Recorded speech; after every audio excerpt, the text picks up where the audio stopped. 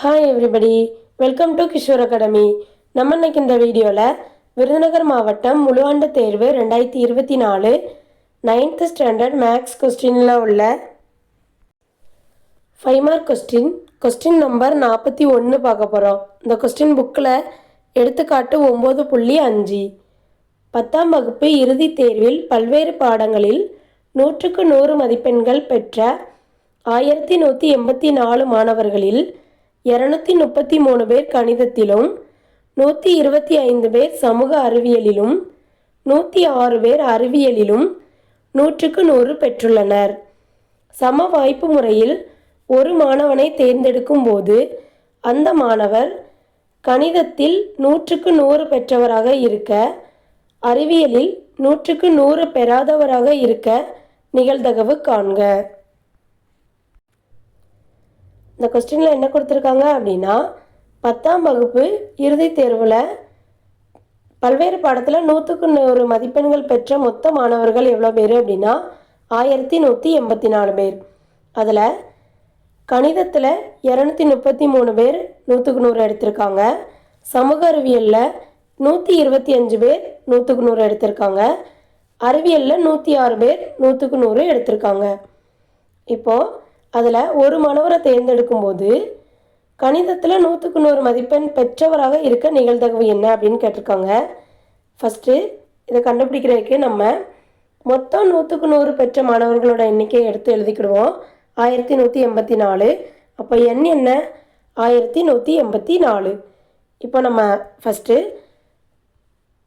கணிதத்தில் 100க்கு 100 பெற்ற மாணவர்களோட நிகழ்ச்சியை E1 அப்படின்னு எடுத்துக்கிடுவோம். அப்போ என் ஆஃப் E1 வந்து கொடுத்துருக்காங்கல்ல, 233 பேர் கணிதத்தில் 100க்கு 100. அப்போ என் ஆஃப் E1 என்னது?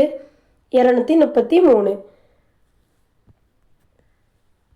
இப்போது இதோடைய நிகழ்தகவு எப்படி கண்டுபிடிக்கணும் அப்படின்னா, B of E1 equal to R1/N.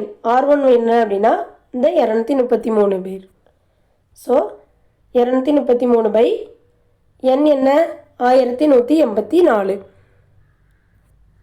இதுதான் கணிதத்தில் 100க்கு 100 மதிப்பெண் பெற்றவராக இருக்க நிகழ்தகவு.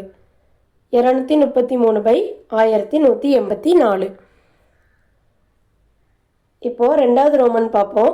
அறிவியலில் 100க்கு 100 பெறாதவராக இருக்க நிகழ்தகவு என்ன அப்படின்னு கேட்டிருக்காங்க. E2 அப்படிங்கிறது 100க்கு 100 பெறாத மாணவர்களாக இருக்கிறதுக்கான நிகழ்ச்சி அப்படின்னு எடுத்துக்கிடுவோம்.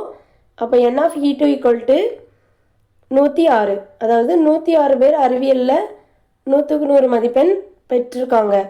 So N of E2 equal to 106. அதாவது அதை R2ன்னு எடுத்துக்கலாம். So R2 equal to 106. B of E2 அப்படின்னா என்ன? R2/N.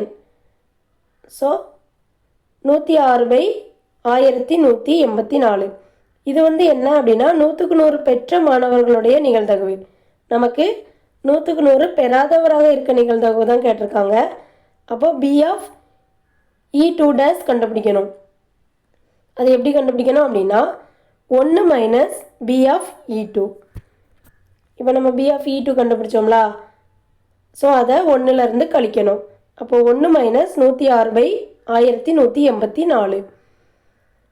இப்போது இந்த 1ஐயும் 1184ஐயும் பெருக்கணும் அப்படின்னா 1184 மைனஸ் இந்த 106/1184. 1184லேருந்து 106 கழித்தோம் அப்படின்னா 1078 கிடைக்கும். அப்போ ஆன்சர் என்ன? 1078/1184. தேங்க்யூ.